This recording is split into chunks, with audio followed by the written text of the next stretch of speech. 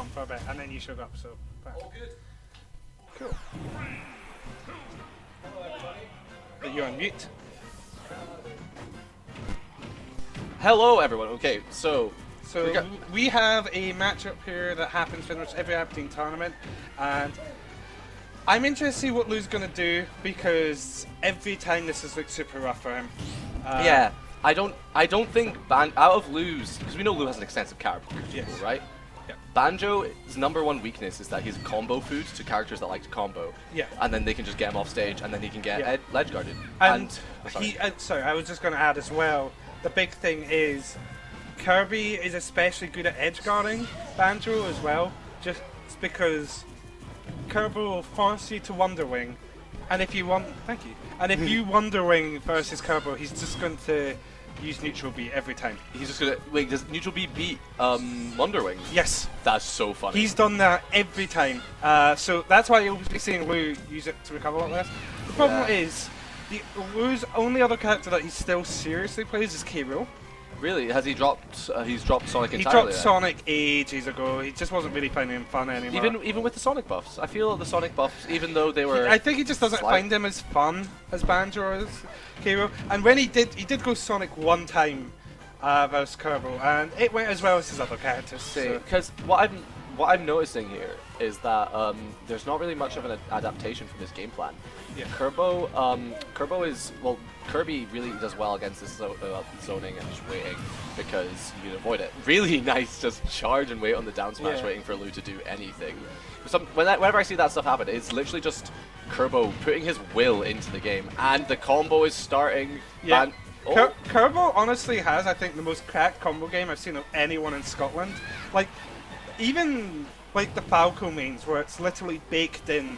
Where it's baked combos 101 on you might as well get a cup of tea while Falco's comboing you. Yeah. Kirby's still got better combo games than he just goes forever. It's quite insane, because obviously in Smash Ultimate, advantage state is super important, and against a character like Banjo, who is disadvantaged, isn't actually that great.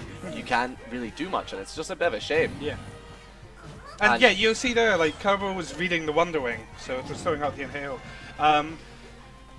That's the rough thing, though. Like, with Lou's lack of adaptation this game, it's interesting because in his set versus Razzle, he adapted super hard.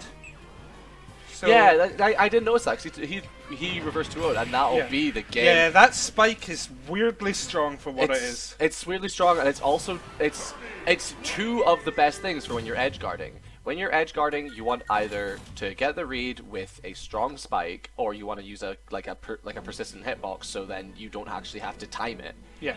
And Kirby has those both in one move. Yeah. Like, it's such a strong aerial, I feel, especially when you're up against a character who has such a linear recovery vertically.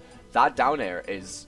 You should be hitting that 100% of the time, and that's why it's weirdly large for how small a character he is as well. All of Kirby's hitboxes are just like deceptively big and deceptively strong, and I feel like that's one of the issues that we're going to see of just Lou not adapting and just underestimating Kirby. Because Kirby, there are ways you can work around it. You play safer, you just slow it down, but it just seems to be that Lou is just not changing up his tempo. He's not like we'll see Kirby go in the air, and Kirby you should either try and catch that first double jump or try and just win on the ground. And we know Banjo's not winning on the ground, so we should be seeing a lot more of these just waiting for Kirby to go in the air and win the air to air. I feel because Banjo's aerials are all disjointed. That's what's going to keep him safe from Kirby. You need to use these disjoints.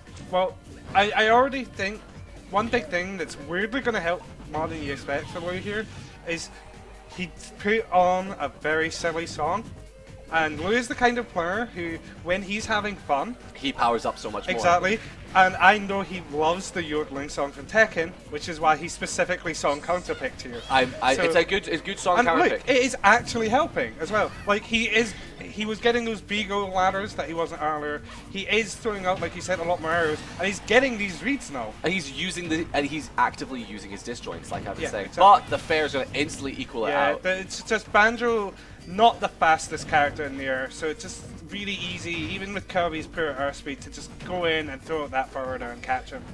See, he's also being forced to recover high due to the fear of Kirby's down air. There just needs to be a lot of mix-up and change in how Lou recovers. I think the issue with, like how you're saying, needing to play, like having fun when he's playing, he's a lot less nervous, so he can go for. He's going to be going for different things. He's instead of going for the same recovery in different styles, he's actually like mixing it up every time and focusing on these mix-ups. But now forced to recover low, and he goes. That Wonder Wing was really good from him, like, because he did it, I think, literally at the latest moment he could have without getting inhaled. It was really well done by him, and now we're seeing a chance for Kirb0 to maybe lose the lead that he's built up over the last games and stuff. Lou bringing it back against Lou super quickly as well. But yeah, that's the big thing with the recovery mix-ups that's hard versus a player like Kirby, is he knows the optimal option for every single kind of recovery. So if you recover high, forward air, on air. If you recover mid, inhale. If you recover low, down air. And he knows the exact timings for all of those as well.